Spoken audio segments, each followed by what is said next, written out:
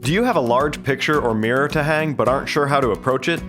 In this video, we show you one of our favorite tricks for getting these large items on your wall securely and perfectly level. The first step is to look at the back of the frame. As with most large pieces, this one has 2 points of contact, and they are each about 7 inches from the top of the frame. For step 2, you will want to position the piece on the wall and make marks close to where the point of contact is for the frame. This doesn't have to be exact, as the next step will ensure that the distance between the points is correct.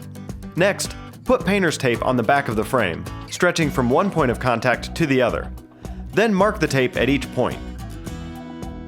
Use this tape to connect your 2 marks on the wall. Once the tape is on the wall, make sure to check that it is level. It is now time to install your picture hanging hardware.